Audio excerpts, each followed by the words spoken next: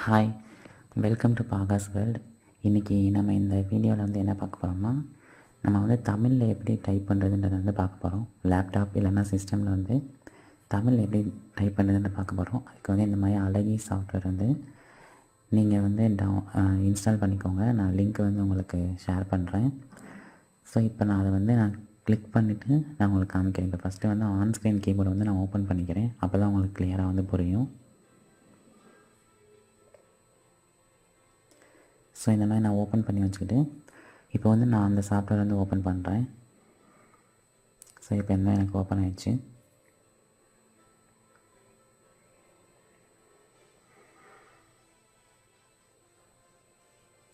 So இதில் வந்து பார்த்திங்கன்னா இதில் வந்து எல்லா லாங்குவேஜும் இருக்கும்.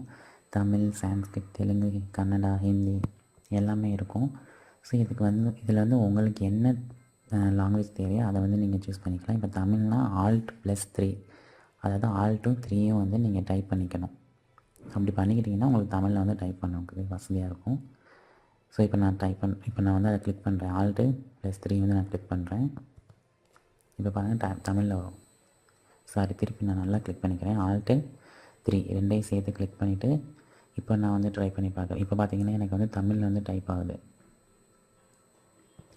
ஸோ இந்த மாதிரி வந்து நீங்கள் ஈஸியாக வந்து தமிழில் டைப் பண்ணணும்னா இந்த மாதிரி இந்த சாஃப்ட்வேர் வந்து நீங்கள் இன்ஸ்டால் பண்ணிக்கிட்டிங்கன்னா உங்களுக்கு வந்து தமிழில் வந்து ஈஸியாக வந்து நீங்கள் டைப் பண்ணிக்கலாம் உங்களுக்கு தேவையானது.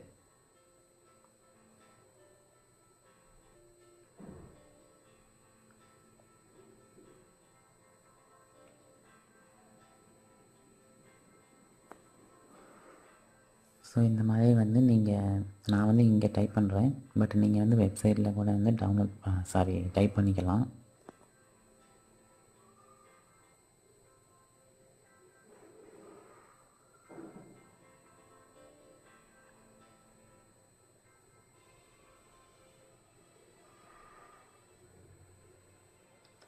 ஸோ இப்போ நான் வந்து வெப்சைட்டில் வந்து உங்களுக்கு காமிக்கிறேன்.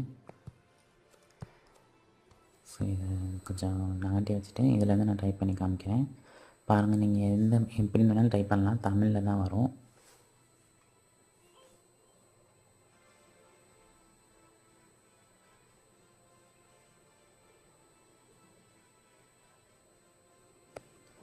ஸோ இந்த மாதிரி வந்து உங்களுக்கு தமிழில் தான் வரும். இதை வந்து நீங்கள் என்ன பண்ணிக்கணும்னா, நீங்கள் வந்து இதை வந்து க்ளோஸ் பண்ணக்கூடாது, மினிமைஸ் தான் பண்ணிக்கணும்.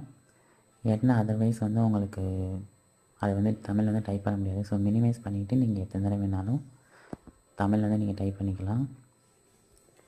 ஸோ இப்போ பார்த்தீங்கன்னா இப்போ வந்து தமிழில் வந்து உங்களுக்கு டைப் ஆகும் மினிமைஸ் பண்ணிக்கிட்டிங்கன்னா. ஸோ இப்போ நான் தமிழில் டைப் பண்ண முடியுது.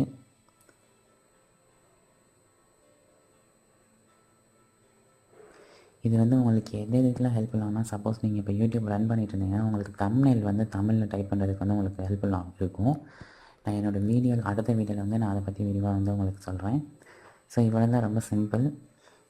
அதே மாதிரி நீங்கள் இப்போ இதை க்ளோஸ் பண்ணிவிட்டு நான் இப்போ டைப் பண்ணி காமிக்கிறேன். உங்களுக்கு இங்கிலீஷில் தான் டைப் ஆகும்.